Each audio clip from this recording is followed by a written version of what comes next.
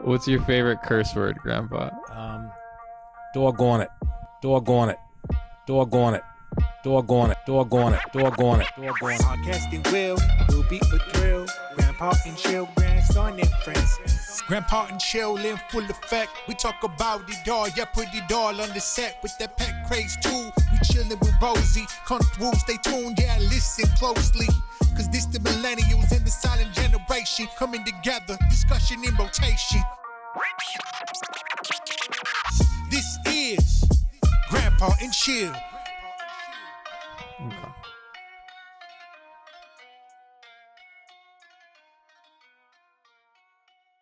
I got a question for you, Brandon. Yeah, what's up? What is that thing that happened to Britney Spears again? What is it called?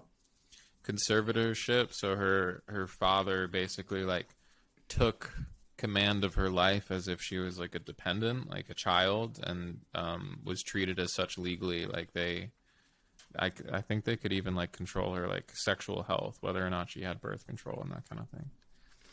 This is just a general question. No pressure or nothing. But would you like? At what point would you do that? If you had a kid or something, like at what point would you like? All these hypotheticals are the reason I never want a child. Yeah, down from blueberry cereal or Count Chocula all the way up to conservatorship. Like, I do not want a kid. If they make the wrong cereal choice, it's like, here comes the conservatorship. I think the father took several $1 million a year from her, too. He took a bunch of her fucking money. Yeah. And of course, the lawyers that are making money supporting him, which she was paying for, they don't lose that income either. I think it's the stupidest, most stupidest thing in the world. It's good. I'm dumb too, but either someone's doing something where you should be sent to jail and then the government has you, or live their life. Like, it was strictly, I think it's because he wanted her to keep performing and she was an abused child star, and he was just raking on millions of dollars by forcing her. Yeah, I don't know how he swung that. I can't wait to see more information about how he even swung this to begin with. Yeah, it's been like 12 years. Orest said, "I thought I screwed it up. I have it for my time. I'll get on right away." So he's coming. Cool. Just because there's a lot of stars that just fuck up their life and don't end up in this situation. Yeah. I think majority of people, I think this is such an oddity. That's what I was going to say. What makes such a thing is I couldn't imagine unless my adult child got kicked in the head by a horse and literally wasn't the same person and couldn't take care of themselves physically, or mentally, I couldn't see a reason why I need to control what they're doing. And you wouldn't let them keep working, but then not be able to do anything else for themselves. That even too. That even more so, because then it seems like you kind of are taking advantage of someone. It becomes very clear why you're doing that to Britney. Wow. They were invading her privacy in her bedroom too. Our guest is here. Amazing. I have a feeling Grandpa wants to introduce the show this week and say my name at the same time. Last week. It's not my turn. Rosie, right. can we get a squawk in the chat? Squawk.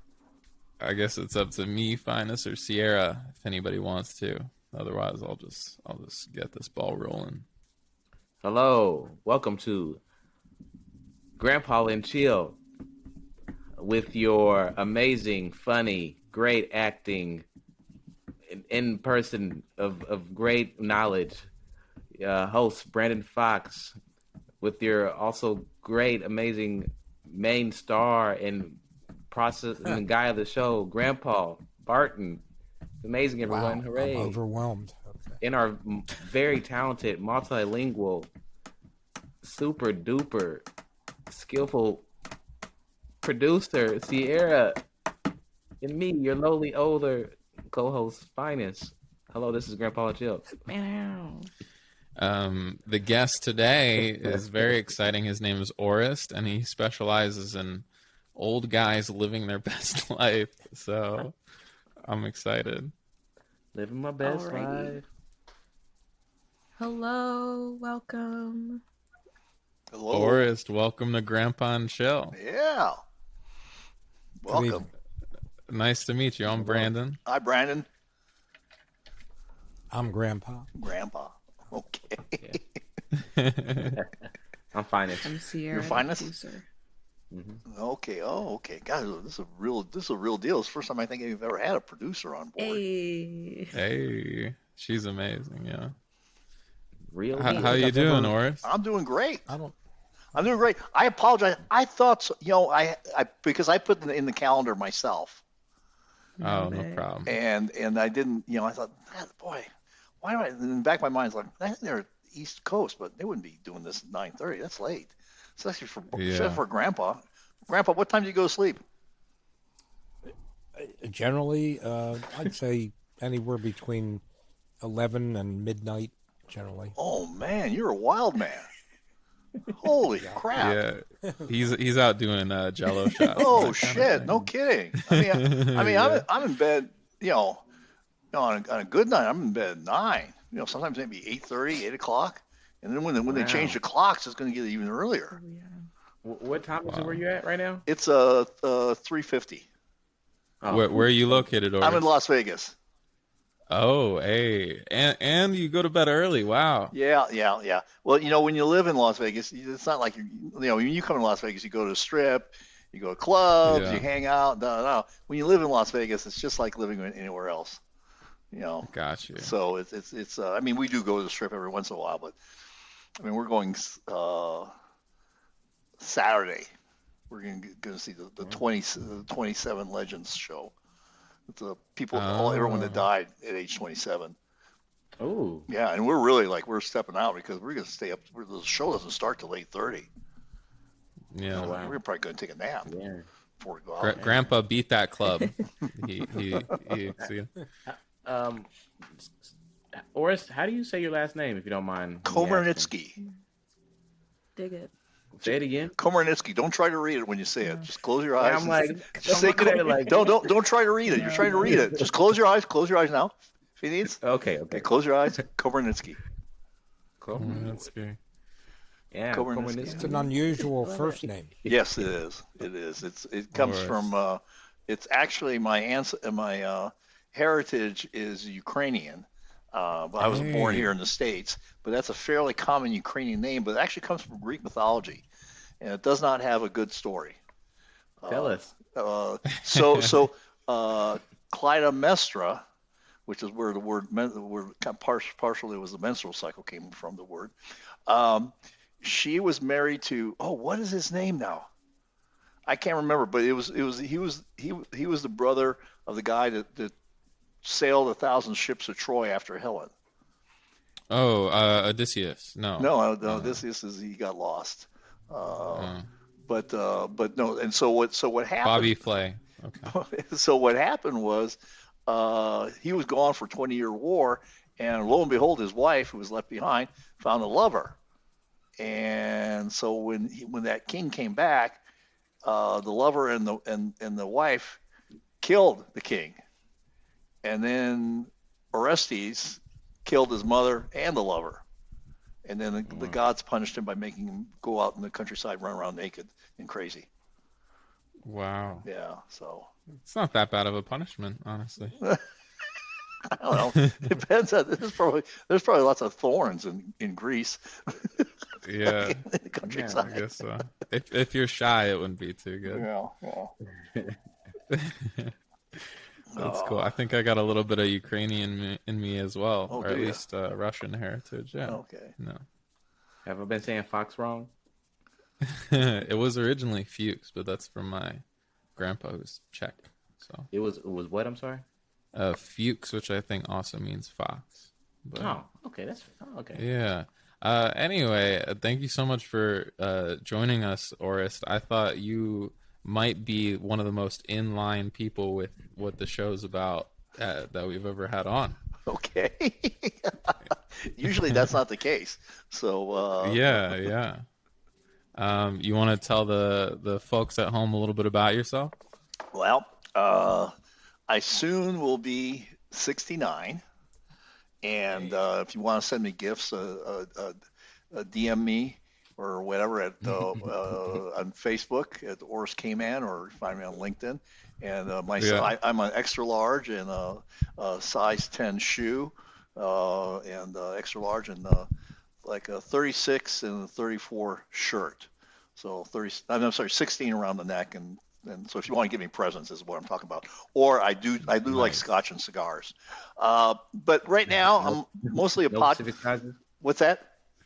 No sizes of the. Oh, I like the big one. I like the big one. Yeah, like the Churchill. 16 cigar. Yeah. I like the big ones. I don't like those little things. It's just my hands are too big for it. Yeah, I got big hands. And so and you know what that means.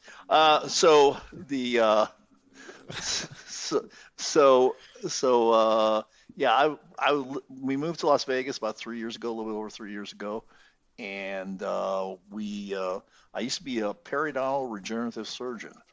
I used to do dental implants and gum surgery. Oh my God! Yeah, and this is so.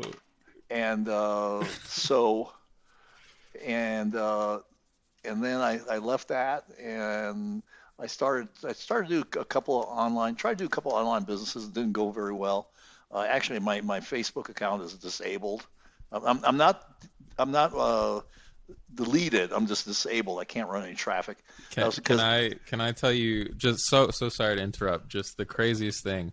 The two things that we were talking about before we got on were my grandfather's tooth, which just got removed, and Facebook. So it's pretty. I just had an implant done. Pretty amazing. Did you? Where? Right outside of Philadelphia, Pennsylvania. No, where in your body? Good question. Well, it was inside my mouth. Okay, because there's there's penile implants too. Yeah. I didn't need that one yet. Is it you don't need it because you're not getting any, or is it because you're working okay? I'm learning so much. So far, so good. Sierra. At least my wife thinks so. Sorry, I'm just. You just got me. I think it's just. I'm on fire today. So if there's anything, Sierra, you're gonna have to moderate this content. Just add a drum roll here. If you need any bleeps or things like that. So now my what got me disabled is I had a project. I had a digital information product on erectile dysfunction.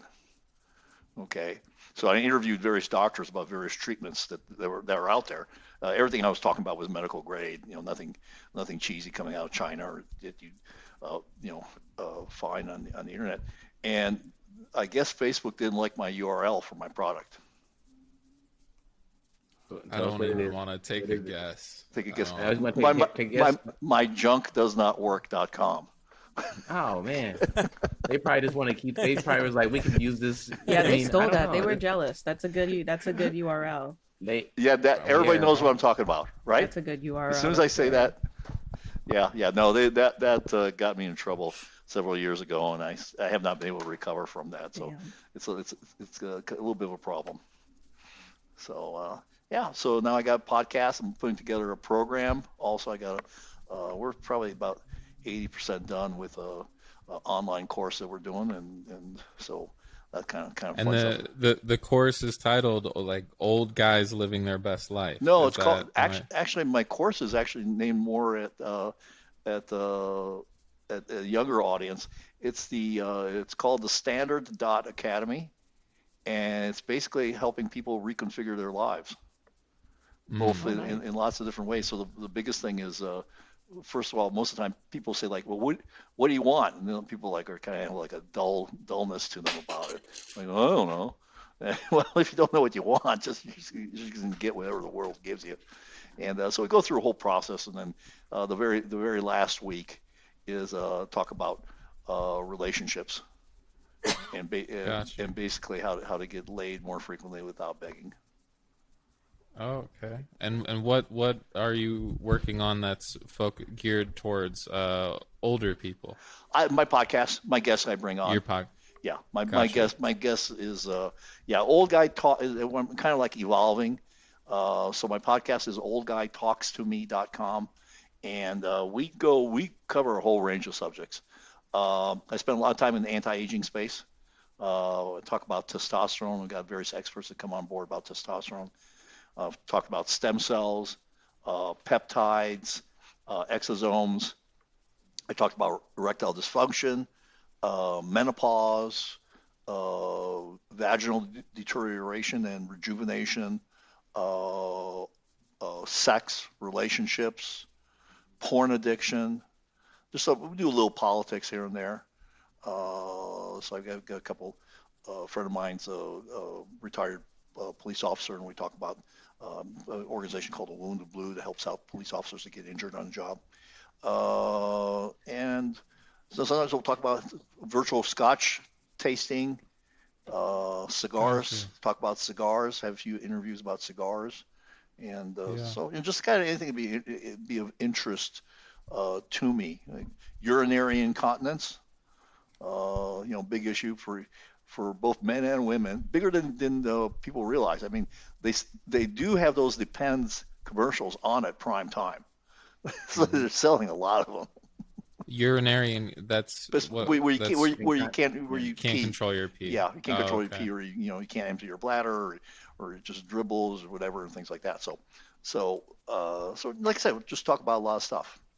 I got a guy coming on board talk about heart disease and reversing the effects of heart disease, and it's lots of stuff. Might be the same guy that we had on, actually. The main thing that I was really curious about is I'm sort of obsessed with aging, even though people would say I'm relatively young. I'd say, like, I don't know, everything's going by pretty quickly. And I also do a lot of reconfiguring of my life constantly, or attempting to, and then always find myself back at the same places, right? And something that has been interesting for me in this podcast is sort of getting the perspective of people from different ages, and I maybe I'm speaking out of turn here, Grandpa, but I feel like you've found some sort of zen in life, or I don't know if you've always had that, but I've noticed for my grandfather, as he gets older, he's one of the ones that's more content. He doesn't seem extremely regretful or anything like that. I'm curious if you would find that he is a man that's aged well and there's things to learn from. I mean, I got so many questions, but yeah, you can talk as much as you want, Orest, no problem at all. Okay. All right. Well, for me, I spent a lot of time in the anti-aging space. And so consequently, I've been in there for 25 years. And it started when I did not get married until I was 40. And then my wife had our first daughter when I was 45. And so, but I was kind of a fat slob. I mean, I'm a pretty big guy now, but that's from lifting. But before that, I was kind of just a fat guy. I was about 240 pounds, 5'11", built like a beach ball. And I just realized that I had a choice whether I was going to become a father or grandfather in my kid's life. And so I chose the latter, and I did some things early on that really propelled me in a whole, completely different direction than I would have been had I not got into the anti-aging space. Yeah. I've just recently heard where they think that they may be able to change the issue with the cell that will stop the aging process. I mean, it's still experimental, but just read something about that just a day or so ago. I was at a meeting for the World Peptide Congress. This is a great thing about being a podcaster. You can get press passes sometimes. Actually, I'm supposed to get a press pass for CES, which is really great. I don't know, see a Computer Electronics Show. It's the biggest electronics show in the world, and it's here in Las Vegas. But so they were literally talking about that. They were talking about Jeff Bezos invested a bunch of money in a company in a laboratory in Japan that's actually working on this stuff, and so there is that possibility that you could live forever. I was at the dentist 2 days ago, and I just mentioned to him, well, it would be nice if we could grow new teeth, and he said, well, they're working on it. Maybe within 20 years they'll be able to do that. Yeah. From stem cells. From stem cells, yeah. They're definitely that's definitely in the works and in doing that. But yeah, so being in the anti-aging space has been very, very interesting. And probably at some points, what I was doing when I was 45 was probably very controversial. Now it's not so controversial, though it's still not accepted by mainstream medicine, by a lot of people in mainstream medicine. But because the biggest thing that I do for myself is I take testosterone. And that's is that safe? They say that's hard on your heart. That is. And so my disclaimer here is I'm not a physician, so this is information only. You're responsible for your own shit. Work with an appropriate healthcare professional before proceeding with any course of treatment. No, that's actually totally false. There's two studies that's based on. One of those studies had women in the study, and there's a lot of flawed data, and there's been a lot of refusion. There's also a consensus paper out of the Mayo Clinic about testosterone optimization that says it's safe. A lot of that stuff was just garbage, and that was the argument that I used to have with my primary care physician about that. He goes like, "Oh, you're gonna get heart disease, you're gonna get cancer, your dick's gonna fall off, and blah blah blah blah." And I said, "I don't think so. And so now I go to the gym, I lift heavy. I'm trying to train for a Spartan race. I got some other health issues I can't quite figure out what's going on. We're working on that, but that's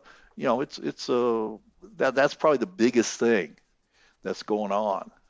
And what men and women don't know is that there is a generational decline in testosterone levels in men over the last 30 years, maybe longer, maybe the last 50, 60, 100 years. And it's dropping precipitously. And some of the lab ranges just dropped again. The quote unquote, the high normal used to be 1100, and now it's 960. And they also dropped the low normal. So what used to be considered low testosterone a year ago, now it's considered in the normal range. And if you were at the high level, about what was the previous high, you'd be considered out of range. So these laboratory tests are not, it's the average of unhealthy people in a lot of cases. Well, would an endocrinologist prescribe testosterone? They probably would not, because they like to follow the lab ranges. See, doctors are in a bind because from a medical legal standpoint, they got to follow in there. And so yeah, I mean, you'll find an endocrinologist here and there that'll do it, but most of the time you're dealing with anti-aging doctors. And also, it doesn't the same thing apply to growth hormone? Right. Yeah, the same. The same thing applies in a sense to anti-pain drugs, morphine and so forth, because the medical profession is afraid to prescribe it, even though people may be suffering pain. Yeah. Because there's some people that abuse it. Sure. It's like, yeah. It seems like the medical profession is really dealing with the politics of everything. Yeah, and most of your doctors are not set up for making you healthy. They're set up for dealing with disease. And so, you go in there and you kind of like, okay, and I have two, like I said, I have two sets. I didn't say this, but I have two sets of doctors. I have my health doctors and I have my disease doctors, and they usually don't cross. And so it's an interesting phenomenon to have those two. And to see it. I mean, I went to go see a cardiologist. It was about 15 years ago, and when I walked into the room, I knew he was not health oriented. He was pudgy. We had, it's very interesting because we had a heart surgeon. He does open heart surgeries on 1 or 2 weeks ago, who specialized. He's releasing a book and all of that stuff on like having been in the medical field for so long, like ways to stay off of his operating table. He talked a lot about diet, that kind of thing. And that was something we talked about, is that a lot of doctors are not healthy, but a lot of Americans are not healthy, a lot of humans. Well, yeah, and that's what it goes back to. Those lab values are the average of people that take the lab tests. So they're the average of unhealthy people. And the whole thing is that, now a lot of medical practices are owned by private equity groups. And so what happens is that these doctors are not working for themselves. They're on a clock. They have to produce. They have goals, agendas, and so it's an interesting phenomenon. And I don't know. I've strongly discouraged people from going into medicine, because if you talk to most physicians now, they hate it. They hate it, especially if they're in the disease doctor stage. What is your findings with testosterone and longevity or overall health? I mean, I don't know about I can't tell you about longevity. I can just tell you about how I feel, and I feel fantastic. I mean, I'm sorry, Barton. No, I'm sorry, Orest. I just want to say, how are you able to get a doctor to prescribe it? Because the medical profession, well, you have to find the anti-aging doctors. There's plenty of them out there, and I mean, there's also the T-mills that you hear the advertising for, which are not really good. I think that those are a lot of issues, but there's plenty of anti-aging doctors. Finding the doctor to do it is not hard, and you have to have one that's knowledgeable. I've interviewed several that are really knowledgeable about that. But Brandon, you're getting back to what is, for me, it is about energy, attitude, keeping on muscle mass, and mostly just about a good view of life.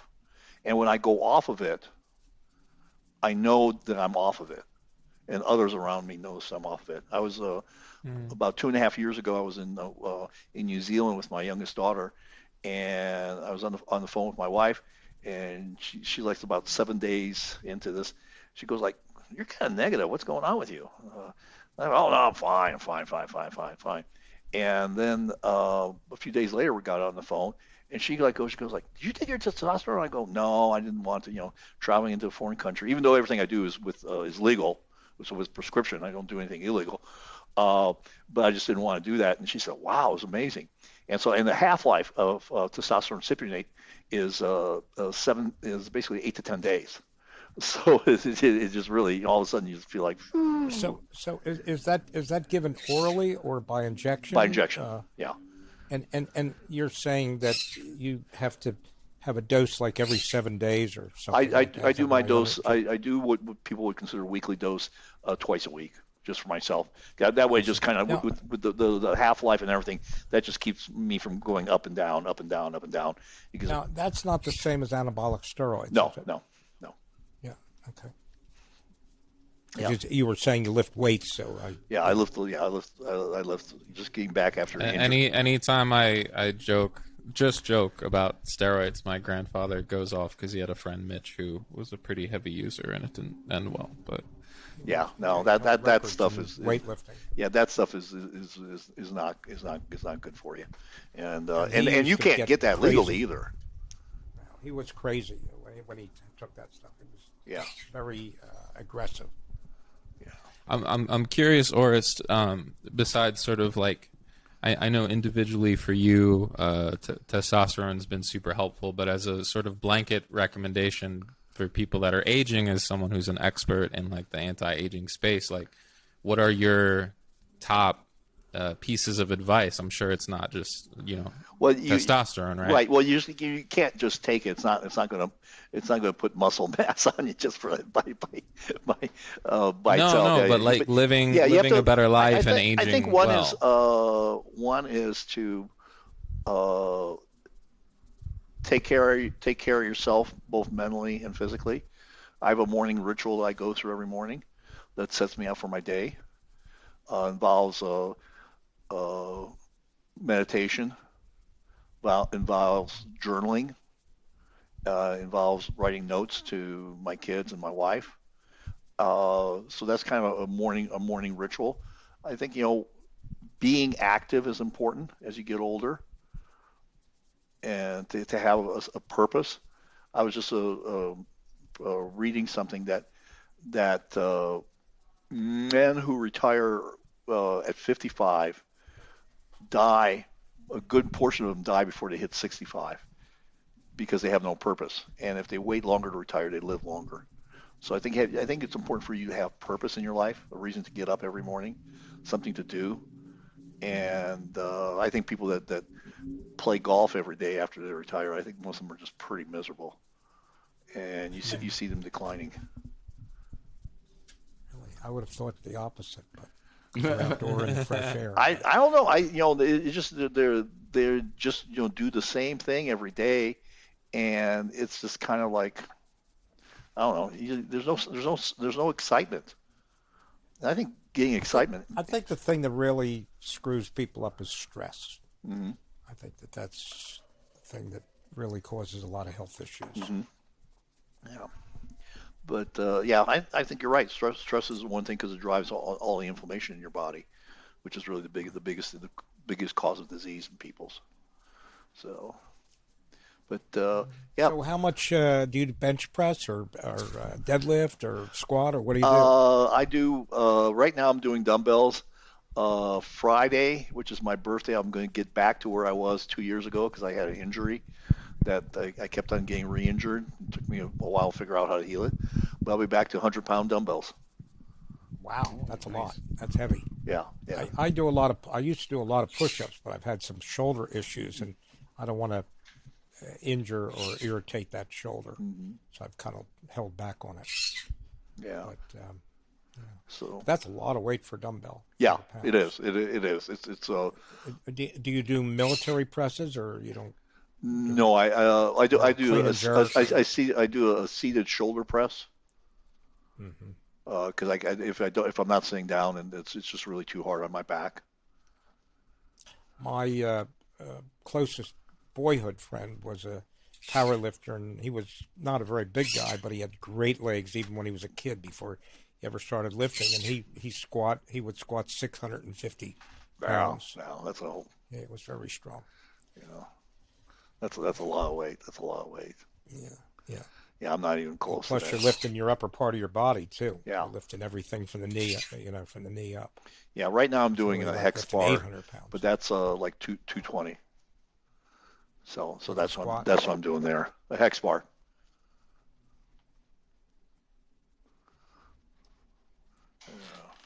What happened to Sierra and Brandon? They're here in spirit. They're just watching us. Sierra, I'm here. we miss you. I'm soaking in all the. Well, I want to see your lovely face. What's can't happening? See this face today. You can't see this face today. Hey, I got to look at It's myself not every coming day. together. It's not Come coming on. together. Oh my God! No, I'm back. I wanted to change the lighting because it's getting dark. He went out back to record this podcast. Well, you sound like a very interesting gentleman, and Looks like he's underneath Yeah. the it's streetlight. interesting that you're on because Yeah, I now it just had a lot looks of way worse. Go ahead, I'm I'll be right back. Continue. A cheap hotel. Okay.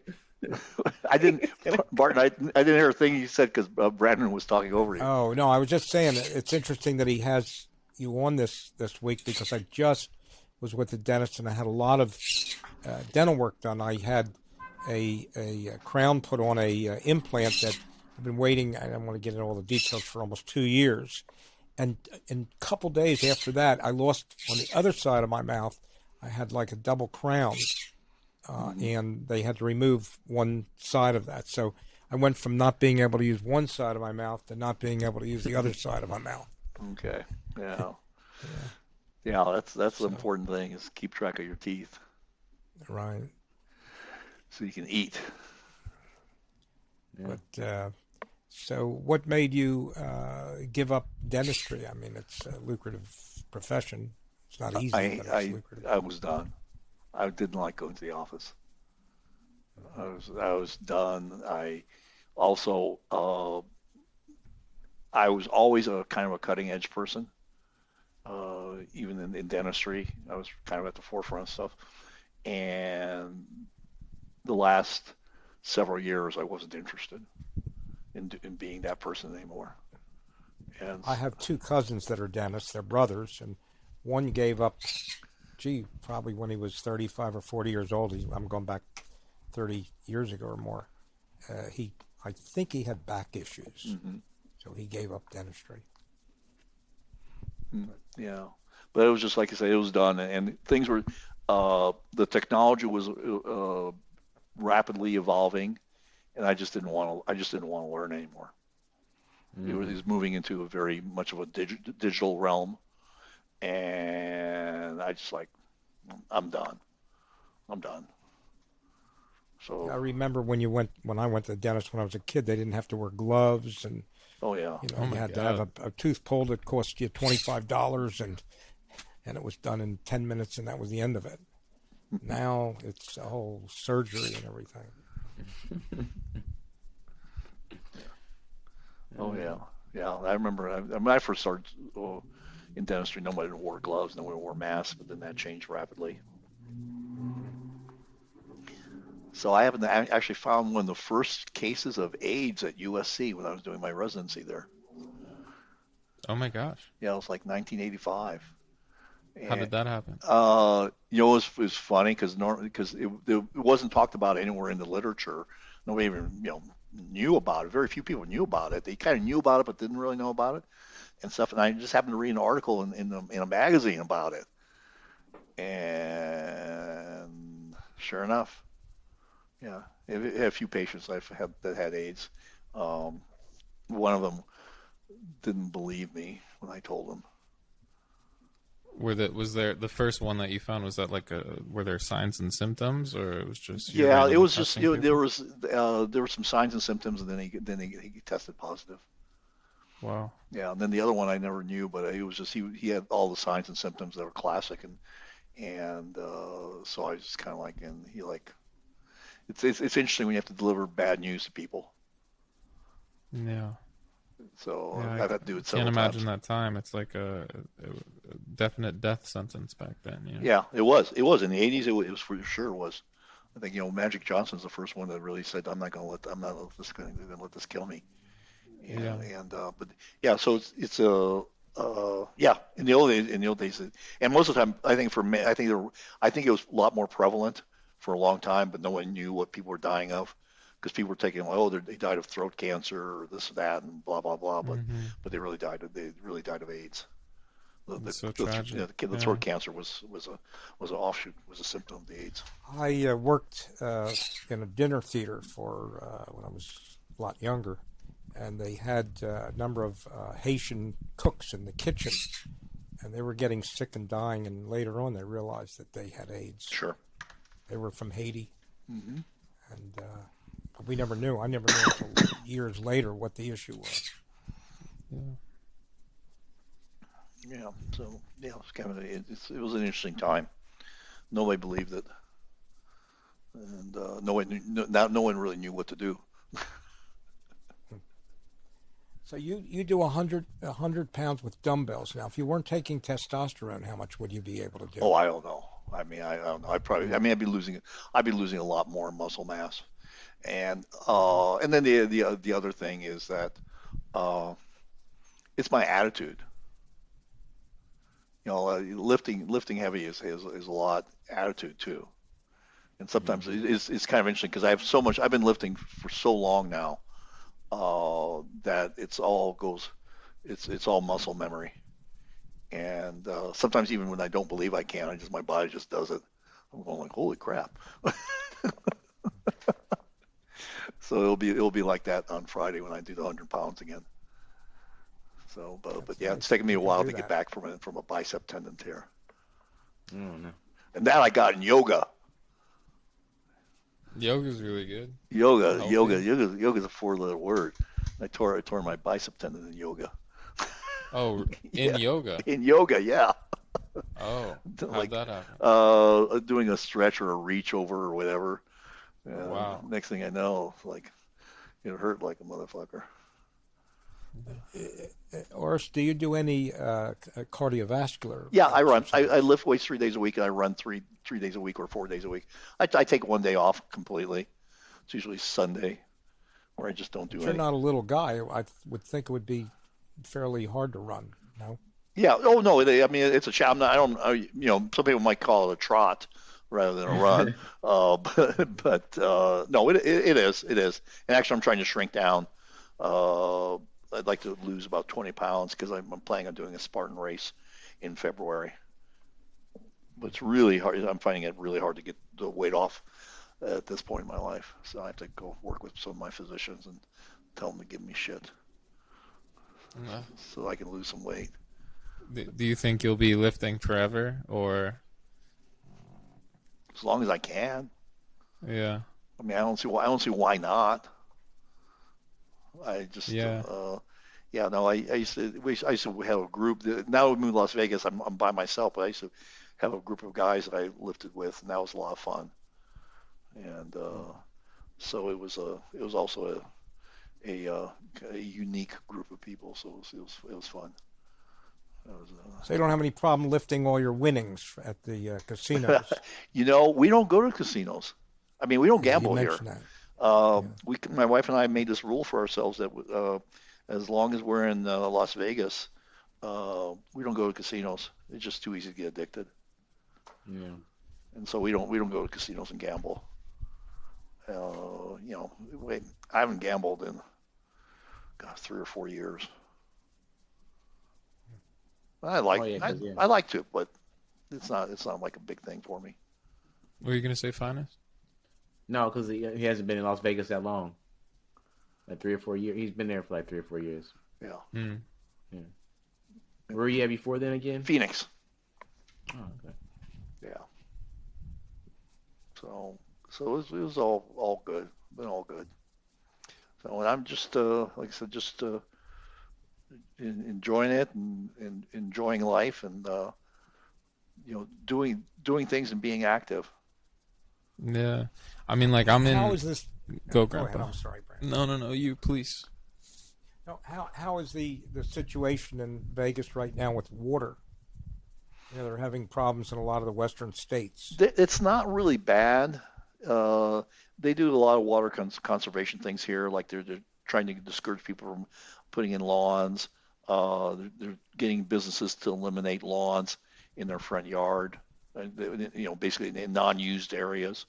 So there's a big attempt, but they get water from Lake Mead, which is still okay even though it's down, because they just put in another water flow outlet or an inlet, whatever, to get water out of Lake Mead that's much deeper, and so I don't see it. It's an interesting phenomenon here, but Have you been affected by all these fires that have been going on? The air is bad here. The air blows down from Lake Tahoe area, and it's actually cleaned up now since I think they got the fires under control here. But it was bad. There were days it was really smoky. You could actually smell the smoke in the air. That was a beautiful place, Calneva. Yeah. Did it burn down? Well, Basically. Reno or Lake Tahoe's right there. Well, at the yeah, line, the but we Calneva. were in Lake Tahoe 2 weeks ago, and we were at South Lake Tahoe, and that was fine. So I'm not sure whether it actually got into the town of Lake Tahoe or not. I know the area around it was pretty bad, but it was actually pretty clear. We were there about 2 weeks ago. You think it's gonna get worse? What, the weather or the fires? Yeah, both. Well, I think the fires are going to get worse, but I think that's as much that's because of poor management. I mean, you can't clear brush, you can't do this, you can't do that, especially in California. And so it's a management issue. It's most places that now there are obviously they have fires in other places, but there that and the fact that the I'm not sure what the situation is with the power company, but it's made it almost impossible for them to replace their equipment, and so that stuff's causing a lot of fires. So I would never go to California now. I just can't imagine living there.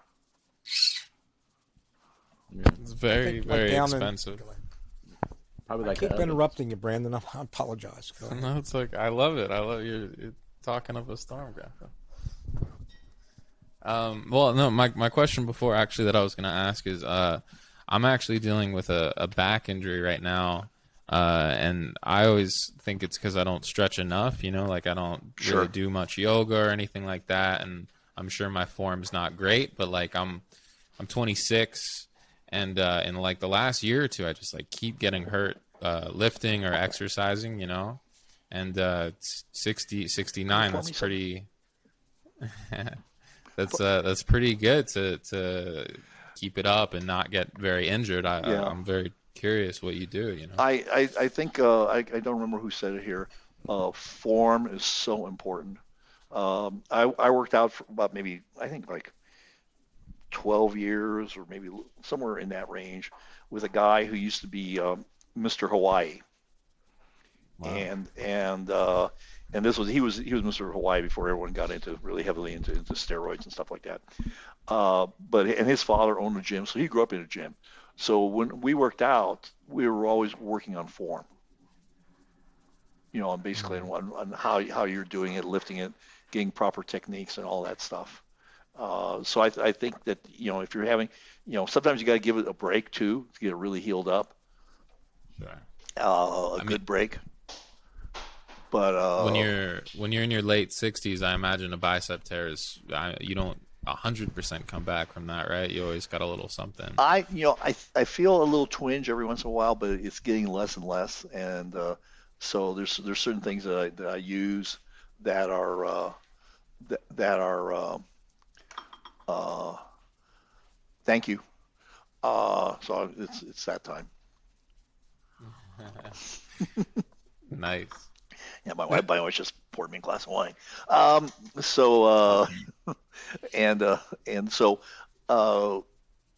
Yeah, I think form is the biggest thing. I think it really is. Form is the biggest thing. And don't, when you say your back hurts, what does that mean? Oh, I think they say it's not a herniated disc, but it's probably a tear in the hernia or something like that. Yeah, but it takes forever to get an MRI, so I'm still waiting. Okay. Well, I will tell you that there are and again, this is information only. Consult with the appropriate healthcare professional. And Brian, I can send you the place. There's 2 weeks ago I was at a thing called the World Peptide Conference, and they have lots of interventional peptides.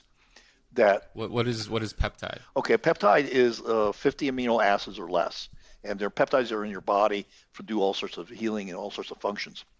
And so there are all sorts of different kinds of peptides to help you heal up. And I'll send you the link. It's called the Seeds Scientific Research and Practice or something like that, like Seeds, SEEDS. And if you contact them, they can refer you to a doctor who is trained in peptides in your area. And then the thing is, trained is the opposite is the word, because there's lots of different peptides and there's lots of different protocols that exist.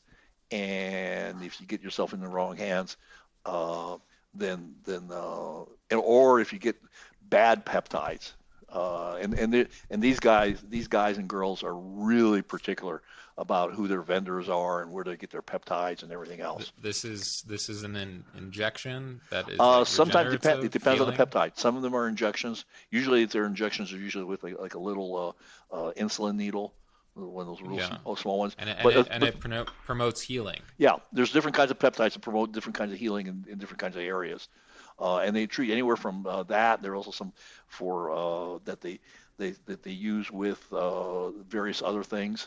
So there's a whole array of stuff. It was actually kind of a big, mind-blowing experience going to that. And you do a lot of this stuff. Like it sounds. I've done to some. stem I've cells, had some right? peptides to help me with my bicep tendon tear. What about stem cell? I've had a little bit. They're really expensive. Holy crap! Oh, okay. Yeah, they're really expensive. But they're if you can find a good quality place, again, there's just some new laws just came down regarding those. I'm not sure exactly what the deal is on that, but again, you got to be careful. I did an interview with her name is Joy Kong. She has a laboratory that produces stem cells, and she actually uses them in her practice. And we went really into the details on what how they're processed and what makes good stem cells and what makes bad stem cells, and some of the things like there's things about there's not a process, and I can't remember exactly, but it's about process about not treating the stem cells. And you'll see people that will like say, oh, well, I have like 10,000 stem cells, but if those stem cells have been treated in a way, they're less effective than maybe somebody has 1,000 stem cells. So that's an interesting phenomenon, and also how they harvest them is real important too, because these are harvested in a very particular way so they don't get contaminated. I'm guessing it's not covered through Anthem insurance. Neither is your testosterone. Yeah. Those are all yeah. the good doctor. The good doctors are all cash pay. Yeah. It's sucks. Yeah. Well, go out there and make more money. You want to? How about interferon? I don't know very much about interferon. I know that that was used for AIDS a long time ago. Mm-hmm. Yeah, man. I have this crime. My grandpa knows about it, but I messed up my jaw real bad when I was in high school, and it's sort of just like this chronic thing. It's just TMJD. I had like arthroscopy on it and stuff, but it's degenerative. So as time goes on, like the pain sort of gets worse and worse. And there's not the science behind it's pretty terrible. Like there's not a lot of research on sort of getting that joint. And I had a doctor that wanted to replace it, and I was like, I'm in my early 20s. It's ridiculous, Yeah, So, I've not heard good things about TMJ surgeries. But that's been quite a while since I looked at it. But I've not heard things. Again, right. the guy who runs the Bill Seeds. Again, I'll make a plug for my podcast. I've interviewed him several times, but he's an orthopedic surgeon by training, and he said that he's doing fewer procedures now, fewer surgeries, because of all these other regenerative materials that you can basically just inject in or place in. And and I've talked to there's another orthopedic surgeon I interviewed, and she said the same thing. So it's a very interesting phenomenon. Well, as a dentist, have you studied this personally, TMJ? Not in great length, because that was kind of okay. out of my focus, and I did not really want to deal with TMJ patients because they're in chronic pain, and most of them never really get better, and some of them become crazy with the pain. Yeah. Well, I have that to look forward to. But I would actually find a peptide doctor in your area and talk to them about that, because there are things that they can do to alleviate. I think maybe talk to them about possibly alleviating some of the degeneration. And again, I'm not that familiar with the particulars in and outs of various peptides. I know just a few that I've used that have been helpful to me. Sweet. Our time is limited, and not to get us off track, but I was just curious what started you on the anti-aging journey. Like a lot of people, 20s, 30s don't really think about it probably as much as 50s, 60s, right? Yeah. Well, just because part of it was because I was fat, and we had our kid. My wife had our first daughter, and there was the whole thing about, am I going to be a grandpa or a dad with my kids? And also, I had some friends that were actually they were quite a bit younger than me that were into testosterone. And that's how I got into it. Gotcha. Yeah. Finest, Sierra, how you guys doing? You said addicted to testosterone? I'm sorry, what? Would you say They got me addicted to what? introduced. Introduced, not addicted. Oh, okay. Yeah. All right. Yeah. I mean, you don't break out if you don't get your testosterone. You don't get it go. You don't have any DTs, but you certainly notice when you get off of it. I've had several friends that been on it, been off it, and then get back on there, going like, I don't, geez. If it's completely different than anabolic steroids taking T, right? Like, what's the controversy? Well, because there have been lots of bad studies out there, and so something has to do with prostate cancer, heart disease, all sorts of other things, and actually it's protective Against those, okay. Mm-hmm. Gotcha. Yeah, Finest, there's a if you go on the internet, you can find a consensus paper from the Mayo Clinic. I mean, Gotcha. that's about as good as it gets, and that kind of refutes all those things. Finest, Sierra, you guys got any questions, anything? I'm just soaking it all in. I didn't know it. Like, I didn't know any of this about like testosterone. So like, it is really interesting for. Yeah. Well, the generational decline in testosterone is it's in some males it's actually very evident that they don't develop as much as soon as being a male. Right. What is a generational decline? I mean, do they know a cause, or this is just some weird phenomenon? The big thing is that people are looking at there's a catch-all term called endocrine disrupting compounds. Plastics, GMOs, fertilizers, right. all that stuff that's in the environment. And so one of the things is that two little trivia facts that you may want to know. You can talk about this at a party. Is that the space between the anus and the genitals in a man is decreasing. All right. I'm definitely throwing that one You out. must be fun at parties. I'm writing that one down, bro. I'm writing that one down. And so what's happening is that in utero, males, their testicles aren't dropping at the time they're supposed to. And so what happens is that they don't develop properly, and they're not producing as much testosterone as they should be. The other thing they're not producing as much of is semen. And so boys, young men aren't developing at the same rate, or some are actually not developing completely because they don't have enough testosterone. And so a friend that I interviewed on testosterone, he has a clinic and they runs it, Keith Nichols, and he made an interesting comment the other day. I had him on a call. He is finding that men in their 20s and 30s are showing up with lower baseline levels of testosterone than the men in their 50s and 60s in this clinic. So, which is mind-blowing. So what would you say? Okay, so, we have an obesity epidemic or whatever, and now everybody, Nickelodeon is like, get out and play an hour a day, kids, and we're trying to figure out, the heart healthy bread and all that. Like, there's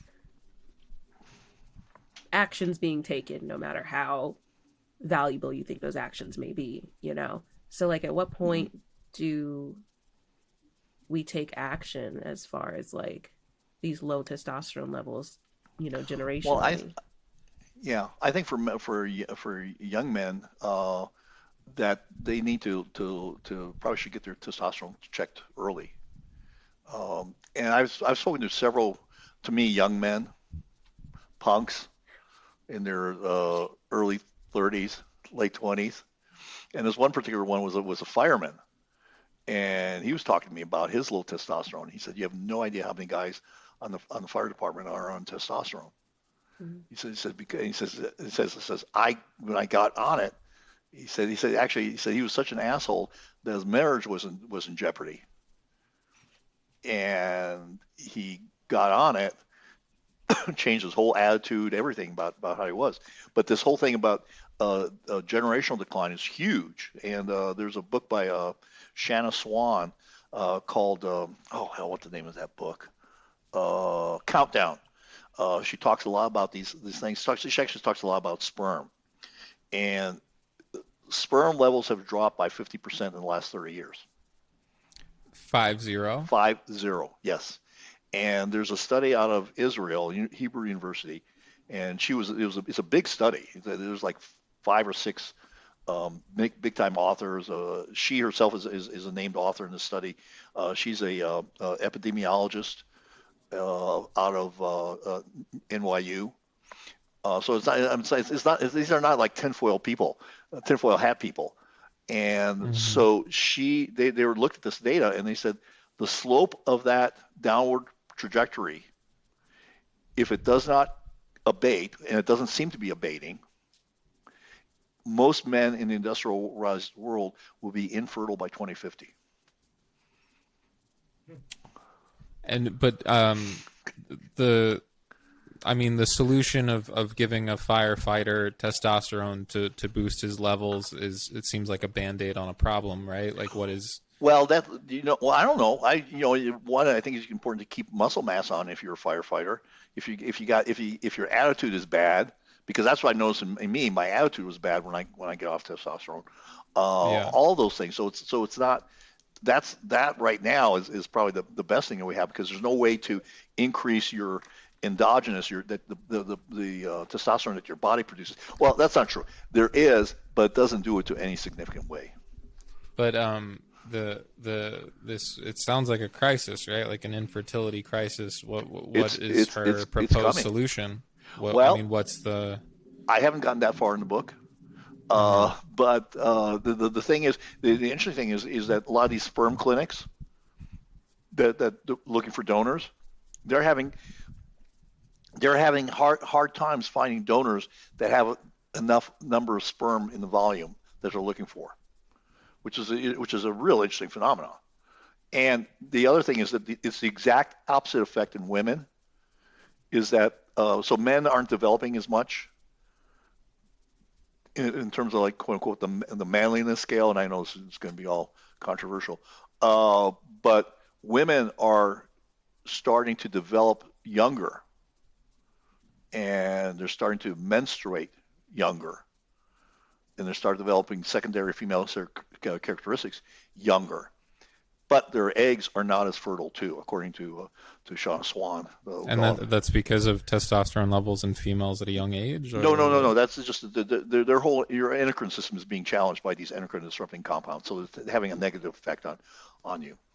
Yeah. Wow. In terms of overpopulation of the world, is that a good thing? I don't know if I believe it. If you live out west, you don't believe in overpopulation of the world. You see? Yeah, I think not. Yeah. I don't know where you guys are, but here there's like vast spaces. If you can drive from Las Vegas to Reno, which will be about an 8 or 9 hour drive, and Reno will be the first appreciably large city. Most of it is just empty space. So, what about the nutrients in the soil and that are being depleted? And that's a whole nother issue. There's a again, I'm gonna plug my podcast, Hidden Hunger, where I interviewed a scientist who deals with that and a lot of different things, and he's actually working on creating soil to grow stuff on Mars. He's a NASA consultant. Phines, what are your thoughts on everything? Wrote some jokes. Those are funny. I guess I got opinions. I got things I can say. Uh, the taint, right? That's what you're talking about. The from the ass to the balls. Yes, I believe That's the yes, one. yes, yes. My taint's getting smaller. Well, not yours. I don't know, but they are as being measured. They are getting smaller. Yeah. No, that's cool. And I, my the ball getting smaller is like no better for my back pain, so that's great for the future of the kids to be able to carry those woes. I I do have a question though. This is I think one of the things I have an issue with testosterone is I don't know all about the cancers and all the other stuff that you get with it, but I know you were saying something about attitude. I do know there's a correlation between like testosterone and huge levels and like anger. And I think, I wonder. Yeah, go ahead. I know. I mean, I don't think so. I don't think so. Now, I shouldn't say it doesn't show up sometimes, but a lot of times that levels off, and also it depends on how you take your testosterone. It's an art to give a man testosterone. It's not like one thing works forever. I have some people that really like creams. When I took creams, my wife said, "I don't know what you're doing, but you're an asshole. Stop it." And so I did, and I went back, and it was fine. So that's kind of one of the myths about testosterone is that it does make you not angry, but it does make you more decisive. Mm-hmm. It does make you more assertive. So people might view that as anger, but I don't think there's anything wrong with being decisive. I think there's a big problem with being wishy-washy. Yeah, I believe that.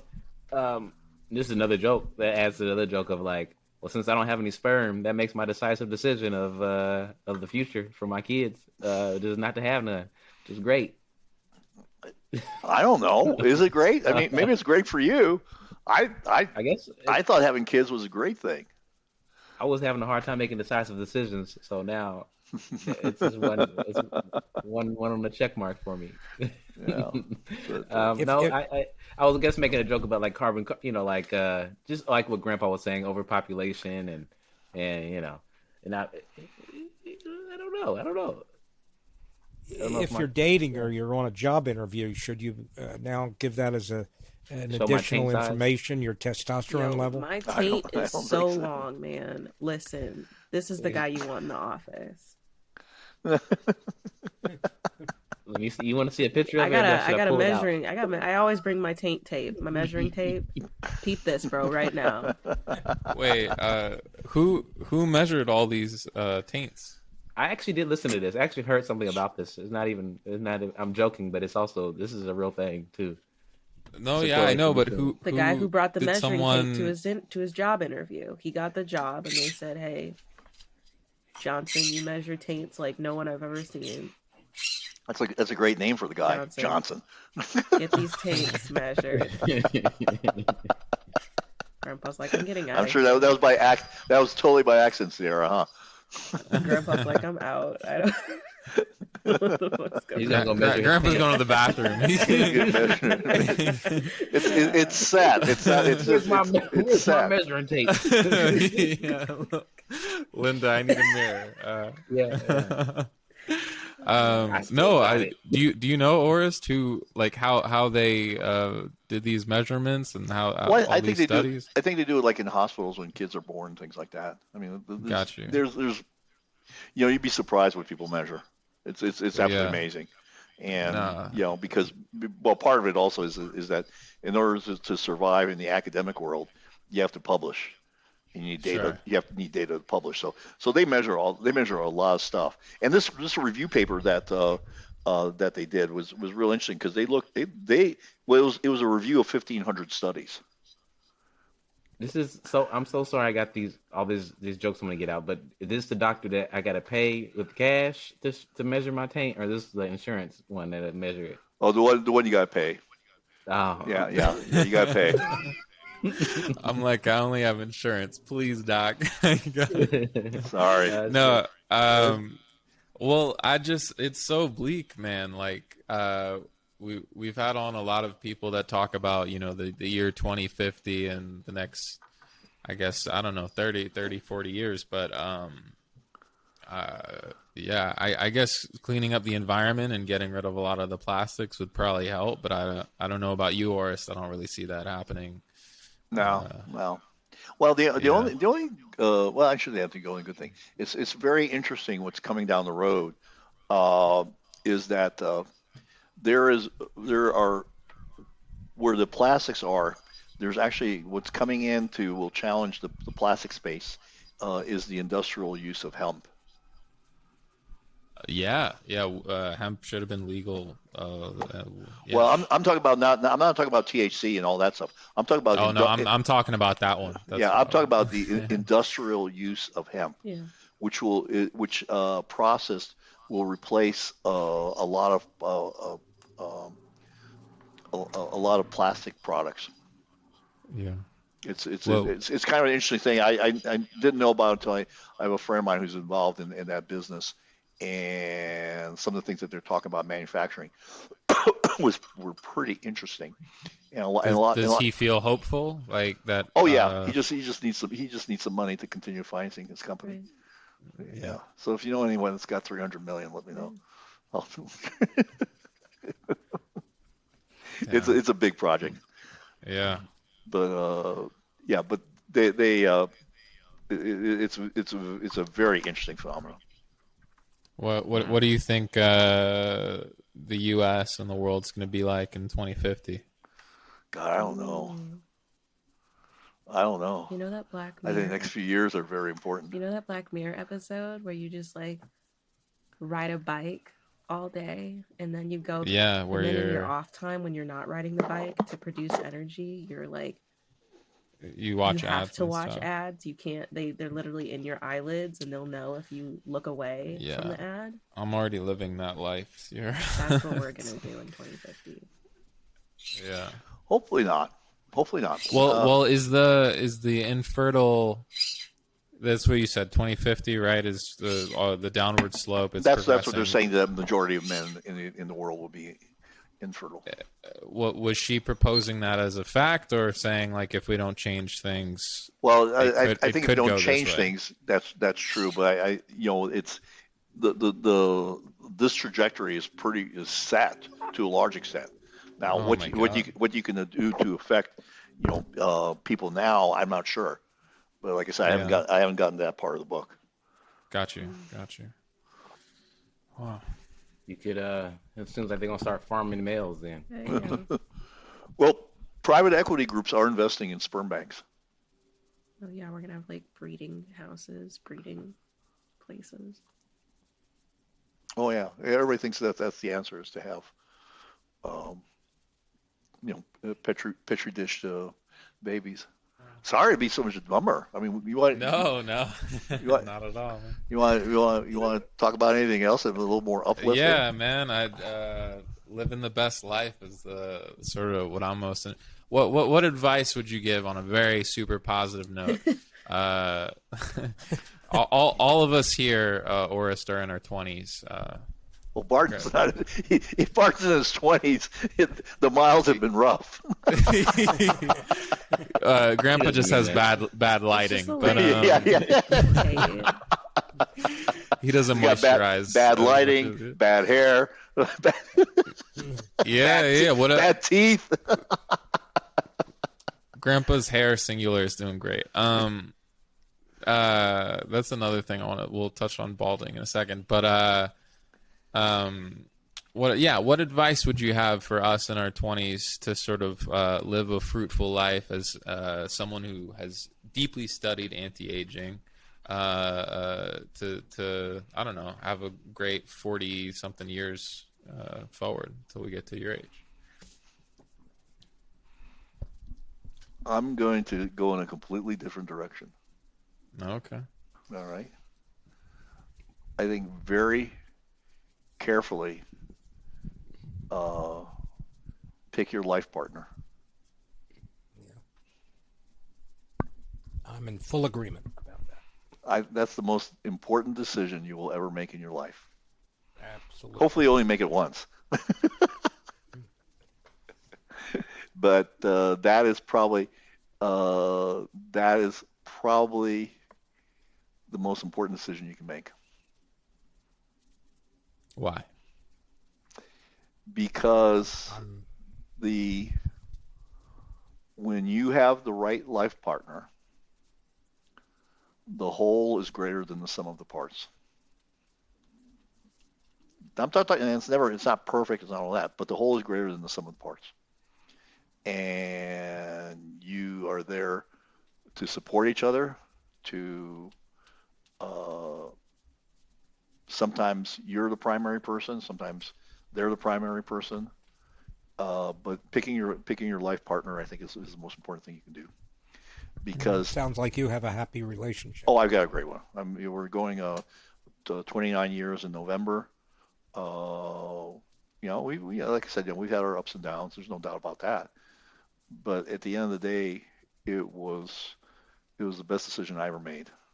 I'm not sure my wife got such a great deal with me, but it was the best decision I made. she argues that.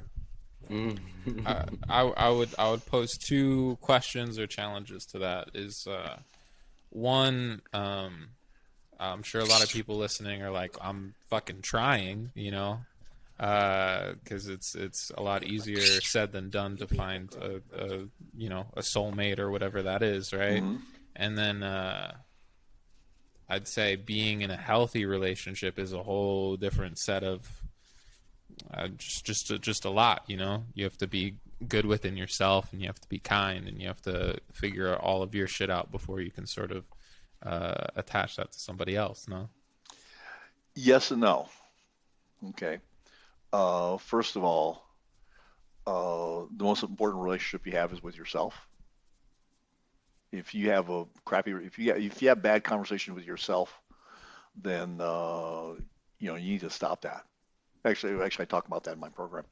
And so, if you have crappy relationship with yourself, you're going to have a crappy relationship with everyone around you, because it's impossible, because you start from shit and you're going to end up in shit.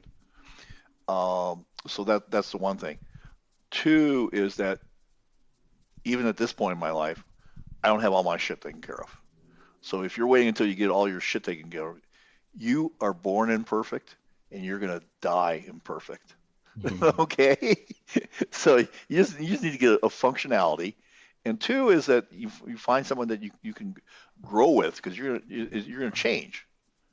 You're going to change. Now, I'm a definite believer that people should probably get married a little bit, maybe not in their early 20s, maybe in their late 20s, or even in their early 30s, because the change that occurs from 18 to 25 is huge. Okay, the change that occurs from 25 to 30 is a lot less, and the change that occurs from 30 to 40 is a lot less in terms of who you are in the world, what that person is, what your personality is. And so consequently, I would say that one, perfection doesn't exist, and two, you got to find someone that you can grow with. Grandpa didn't meet his soulmate till he was in his early 70s. Yeah, that's what I'm saying though, Orest. It's hard out here.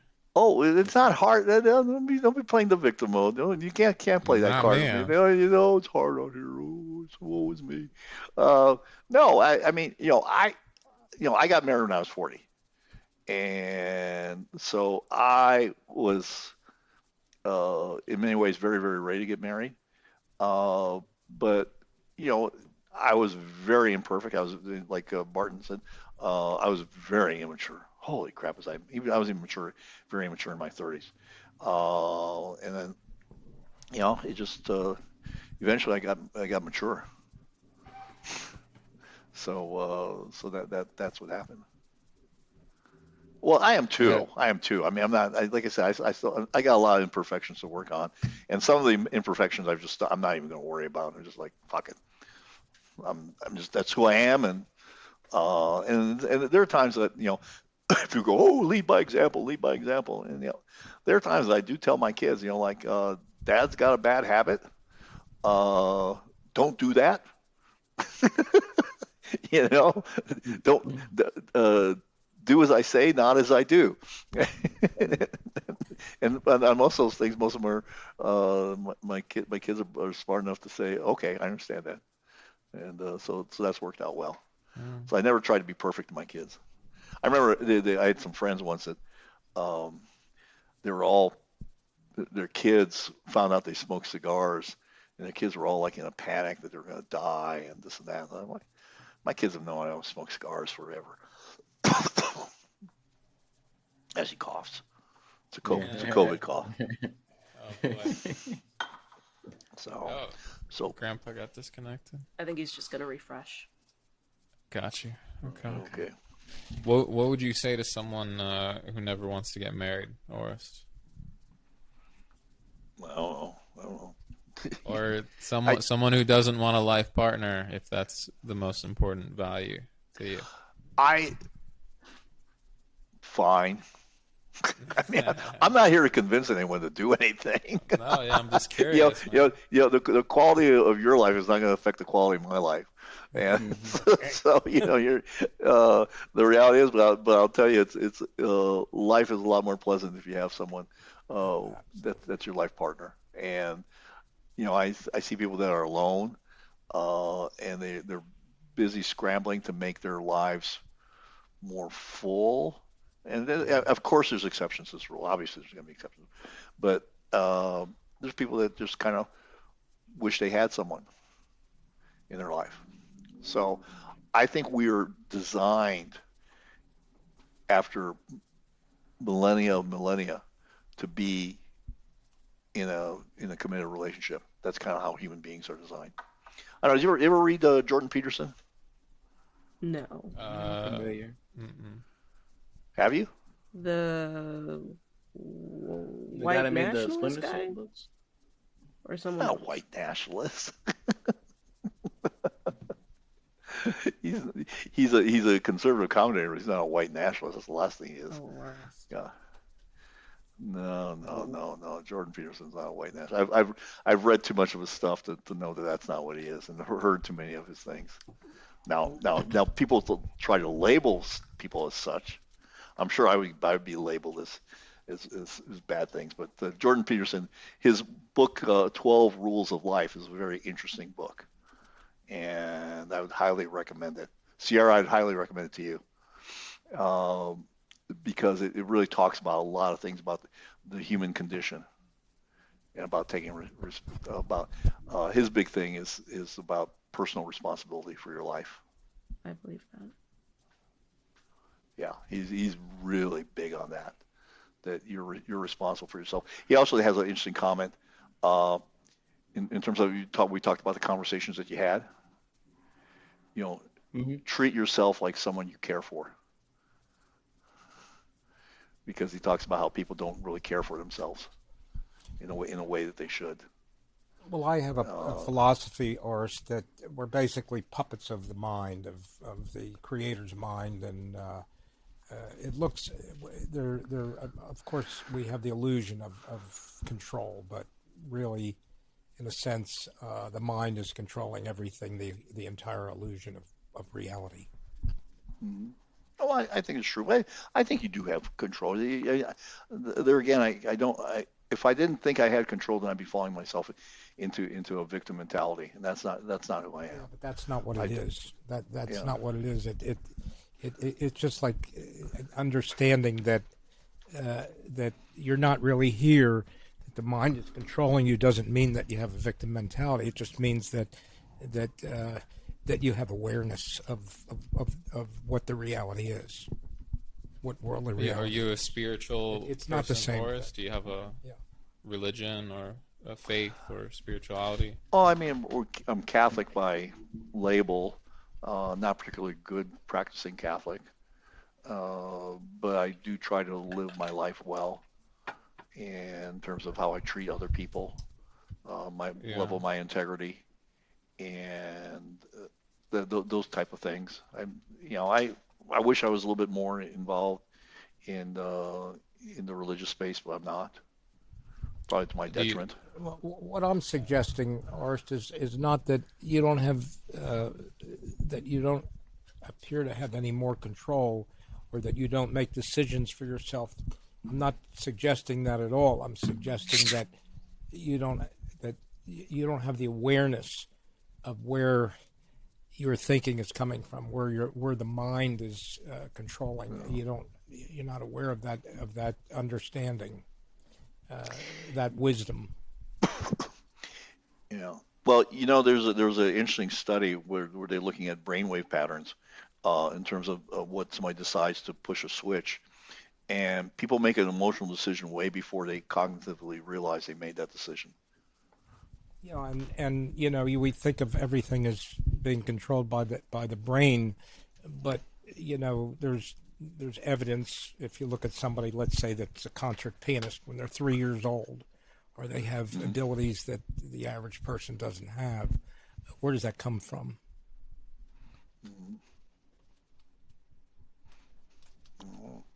Could be their DNA, or who knows. Exactly, who knows?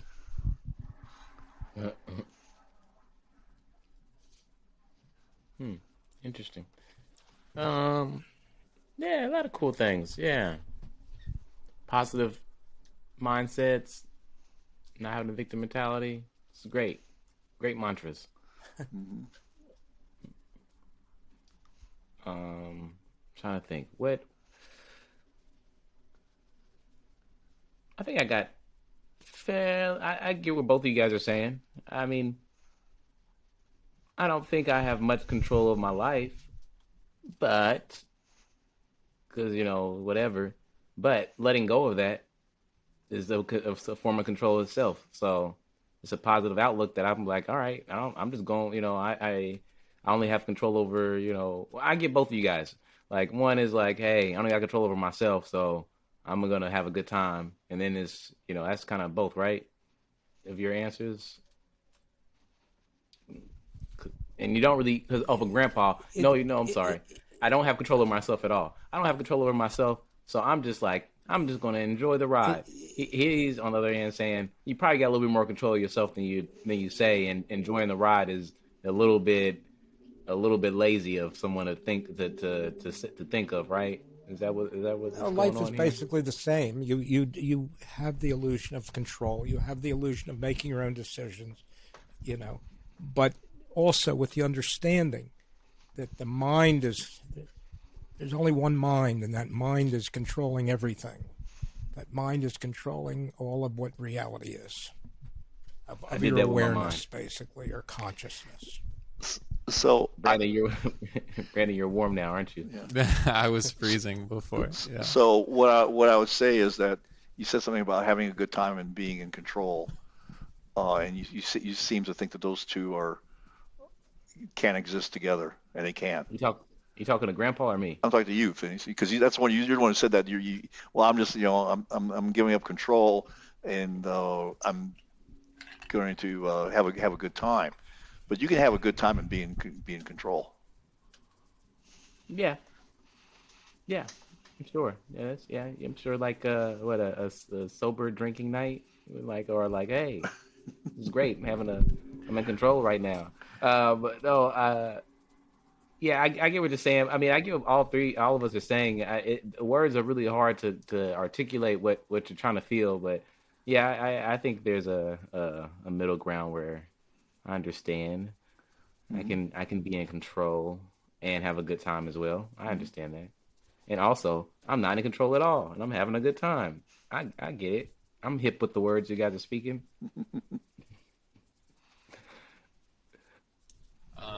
I brought up the spirituality point a little bit ago just because I was curious.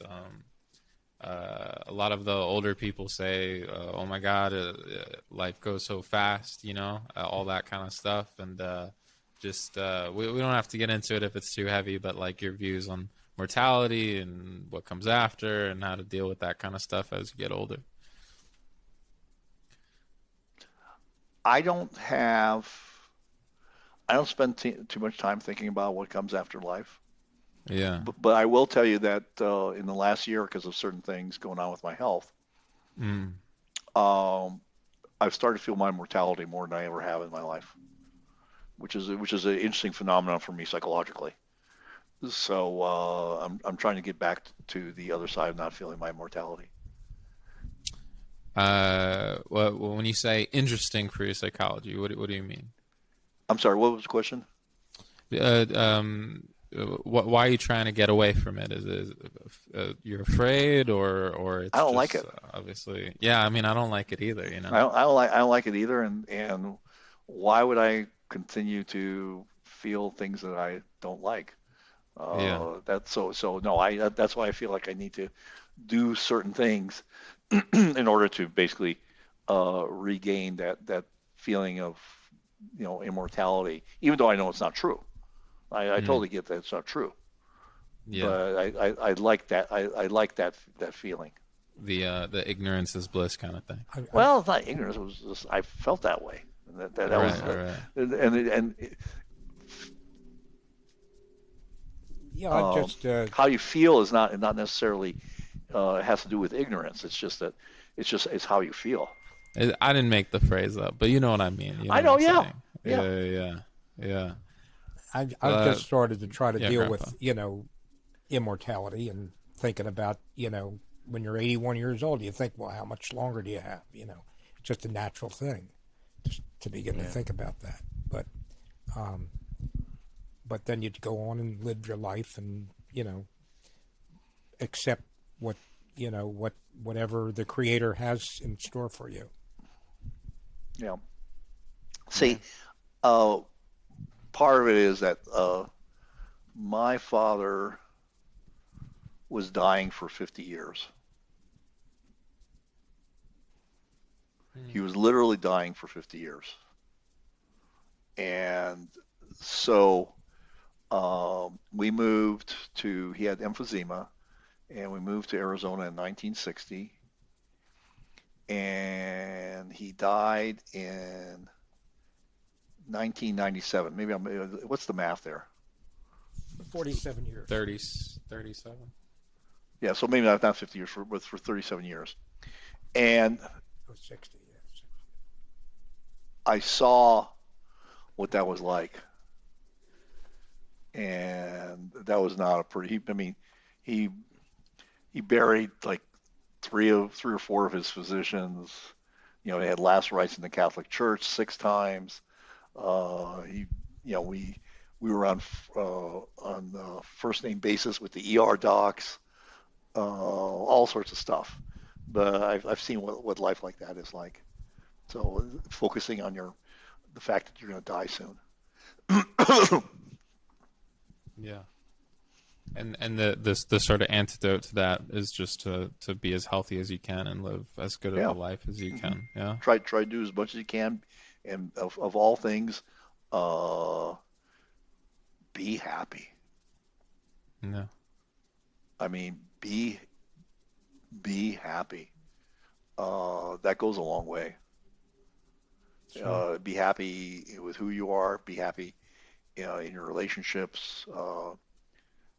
Be pleasant. Be flirtatious. All those things. Be accepting. Accepting of what your life is. Yeah, but it's just so many people get really lose the fun in their life, and then they're miserable. Yeah.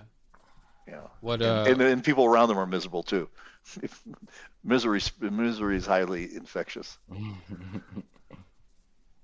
What makes you happy, Orest? And has it changed as you've gotten older? I think what makes me happy is one, being around my wife. I enjoy that. We do a lot of stuff together. I think my kids make me happy. My life makes me happy. Being creative makes me happy. As much work as it was, and some days I'm cussing out, putting together this course. Again, another shameless plug. The standard .academy. And putting out my podcast is also fun.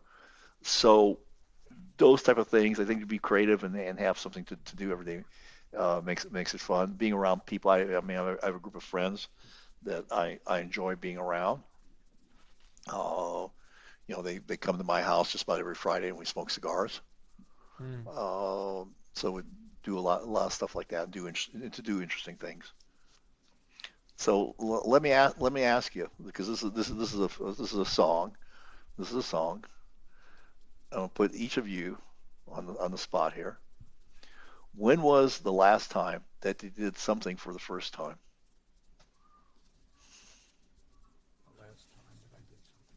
I went to Iowa for the first time last week. When was that? Last week. When did you do that? Last Here. week. Oh, nice. Did Iowa make you happy? No. I'm just I'll tell you teasing. what. Right after this show's over, me and a measuring tape are gonna have a date. I'm gonna do a lot of things for the first time. Bro, you turned. Oh man. Trying to think. I'll tell you what. I hung art up, like real art. I got it for $10, and then the frames cost. It was a nightmare. But once I hung the art up, it's so cool, Orest. It was very enjoyable, actually. Yeah. Oh, good. Felt very, very adult. It's, yeah. I'm sure you hear this phrase all the time, adulting, but felt very much like that. What about you, Grandpa? Was it 1947? I've had interest when I was a kid, and interestingly, I still have the same interests, and I'm always working on, I guess you'd call them hobbies, and to some degree, turning them into kind of small businesses. But that's what interests me: electronics and photography and things of that nature. So it keeps me very busy, and I enjoy doing it. And it's always a little bit of a challenge, learning new things. I like it. How about you, Phines? Pardon me? I feel like I try to do a lot of new things. I guess the newest thing I've been looking at graffiti for the last couple months and years, and I finally started tagging my own things. So that's something new that I've always been like, oh man, I want to try something. So I've been doing that, but I feel like I've done something new before then too. I'm learning how to draw muscle. When you draw the anatomy, you draw like the bones and the skeleton and shit. But now I'm like the first time me drawing the muscular system. That's a new thing. Did you do a drawing this episode, Phines? No, I didn't do a drawing. I couldn't Google a tank. Without With that attitude. I didn't think I could really, and I couldn't imagine it well enough in my head. I don't have that type of creative juices yet. But if I keep practicing, I'm sure I will be good enough. No, I didn't draw anything. I just took a lot of notes. Some good, you know what I'm saying? What about you, Orest? Well, actually, I'm going to be doing something in about 3 weeks here, rappelling off of the Virgin Hotel. Ooh. You're crazy. Now, are you serious? Yeah. Rappelling, like you would do mountain climbing? Yeah. Does the Virgin Hotel know about this? Yeah. It's a fundraiser. Oh, It's a fundraiser. I thought you were gonna do Man on Wire type stuff. No. I'm not trying to be negative. I'll do something crazy, but I'm not crazy. Yeah. You're not actually rappelling, are you, off the building? Yeah. You're a fairly heavy guy. I mean, Well, they said the gear goes up to 300 pounds. oh, okay, all right. Yeah. Minimum is 100 pounds, and it goes up to 300. That's hilarious. Wow, I'd be afraid to do that. It's How about amazing. Sierra? Sierra, anything new? She went to I went to Iowa. Iowa, Grandpa. It was diabolical. Everything was flat. I know. I've never been to Iowa. Don't go. Hey, is there a danger factor to the hotel, or it's a very secure? Oh, it's sort of very secure. They got set this is all locked in. There's actually a company that does this. So I mean, How high is it? I don't know. Yeah. But it's pretty high. You know what's crazy is I want Anything above 2 floors is high. Yeah, that's true. I went skydiving. You ever been skydiving, Orest? Yeah, I have. Yeah, I was pretty underwhelmed. What? Yeah, I swear. But Orest, Where'd you jump? Orest, Where'd you jump from? I'm sorry, Grandpa. What did you say? can you hold your own weight hanging? Who, me? Yes. Yeah. You can actually I can. hold your own weight. He's getting. I do. for that. In part of my training for a Spartan race, I do pull-ups. Oh, you do? Wow. Yeah. Wow, that is fantastic. He's getting you back for that shit hair, shit teeth comment age, earlier, yeah. Orest. Yeah, the age comment. I was thinking in my head like, this is Grandpa, you're ugly as hell, right? So you... Well, I can't help that. No. That was one of the major things I had to train myself to do for a Spartan race to be able to do pull-ups.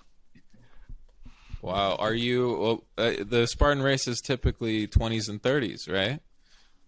What do you mean, 20s and 30s? People running the Spartan. Oh, race, yes, it's all over the place. It's all over the place. Oh, really? I didn't know that. Yeah. I imagine it's probably the vast majority would be people in 20s, 30s, and 40s, but it goes all the way up high.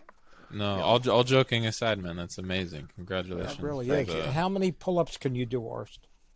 I can do right now 6.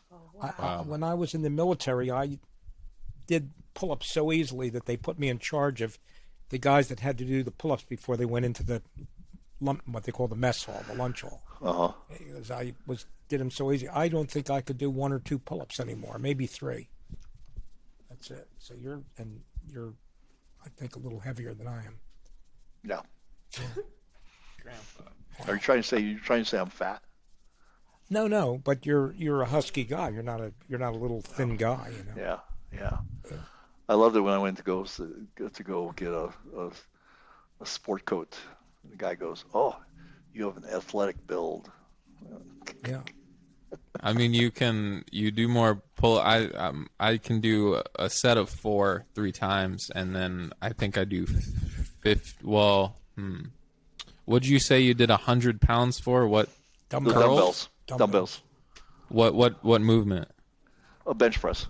Bench. Oh, okay. benching. Gotcha. Okay, Yeah. I didn't know. Yeah, benching. And then I do like curls. I'll do 60-pound dumbbells. That's a lot. Yeah. Did you I do athletics about in a- school, like in high Pardon me? school or college? Did you do any sports in high school or? Oh no. I was a dorky kid. Wow. I was really a dorky kid. I was always picked last for any team. Yeah. No, I was. What part of that dorkiness have you brought into adulthood that you still have fun with? Any nerdy hobbies or anything like that? Any what, Oksana? The what kind of hobbies? Nerdy hobbies, dorky hobbies. No, I'm totally cool now. It's some of the dorky stuff is really cool, actually. I mean, I work on my podcast. I smoke cigars. I lift weights. Dork. And that's pretty Wait, what'd much. you say, Vine? I said podcast is a dorky. Oh no, it's not. You go tell Joe Rogan he's dorky, or Tim Ferriss for that matter. I would, but they never come out their boxes. They're always there. They never come outside. Dorks.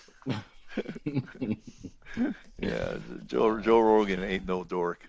Neither is Jocko Willink. Well, You know Orest, that is- I think you gave very good advice, and Dork. I'm on the same wavelength as you joking. about the mate. That to me is Oh yeah, probably- that's the most important decision you can make. absolutely, yeah. How we got to wrap it up soon, but how did you and your partner meet when you were 40? We were working on a project. She was actually she's from the States, but she was living in Ukraine, and we were actually set up junior achievement in Ukraine,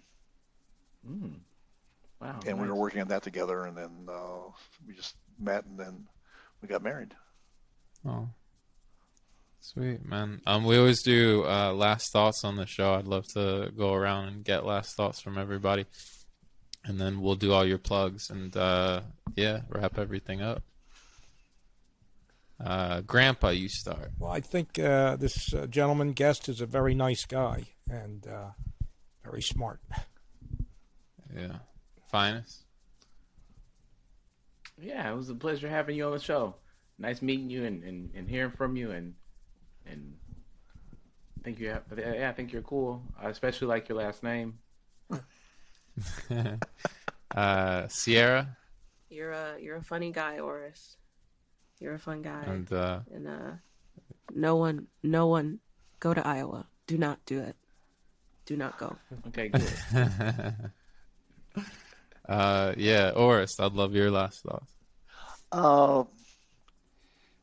Make sure your life is fun, because that is where you'll find happiness.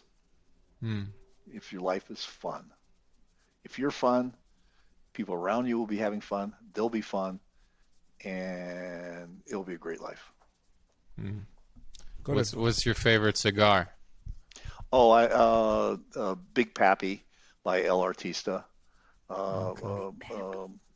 Rodriguez. David Ortiz. David Ortiz. That's a cigar that he designed with my friend Ram Rodriguez, who has a cigar farm in Dominican Republic, and so that's what we do. Wow. Yeah, man. I very much enjoyed having you on the show. Thank you so much. Please plug all your stuff. We also always put it in the show notes for all our guests, all that. Well, you can listen to my podcast at Old Guy Talks to Me. It's a podcast dedicated to helping older guys create kick-ass lives for themselves and those that they love. How'd you like that radio voice, huh? That was good. And then my program, which will be probably maybe about 4 to 6 weeks before it comes out, is called the Standard Academy, and it's about reclaiming your life and reclaiming your masculinity. Amazing. Great Sweet. program. And handles, where can we find you? Where can guests find you? You can find me. There's contact forms on both those sites. Okay, great. Not on the podcast, but on the Standard Academy. We just actually set them up, because everything else is kind of being shut down. I had a podcast. I had a site called Old Guy Talks, but we're rolling that up into the Standard Academy. Sweet. So that won't be there in a few days. Awesome. Anything else? Anybody got anything? I got one more comment. Sierra? Yes. Sierra? Yes. Okay. Go read The I'm not 12 gonna Rules do of that, Life by Jordan But I'm Peterson. so glad that you came. All And we'll be right, looking for you and, at Standard Academy. I got no. If she reads that book, would you read Sister Outsider by Audre Lorde? I don't know about that, but I did read Uncomfortable Conversations with a Black Man. No, read that book. Okay. All right. Sister Outsider by Audre Lorde. Okay. We'll do a book club. Book I got club. you. I'm a reader. I'll There read you your go. book. I'm not. I tell you the truth. I'm not a reader. Mostly I listen to books because I'm dyslexic, and reading is really tedious for me. Oh, cool. And I suggest right. Conversations by the Fireside in the Time of the Tudors. Ooh, Okay. look at this. We have a book club. Sweet. All right. All right. Thank you so much. Well, thank you, and thank you for having me on. Yeah. Great thank guest. you. Absolutely. Time Have a went good very night, well. Orest. Have a good Thank night. you. Good night. Podcasting with Grandpa Bart and Rosie, always on his shoulder. This is Grandpa and Chill. Grandpa and Chill is brought to you by your hosts, Brandon Fox, Bart Frank, and Phines Jackson. Our producer is Sierra Doss. You can find episodes old and new on Spotify, Apple Podcasts, Google Podcasts, and more. Subscribe to our YouTube channel to watch the show, and follow us on Twitter for behind-the-scenes moments you can't get anywhere else.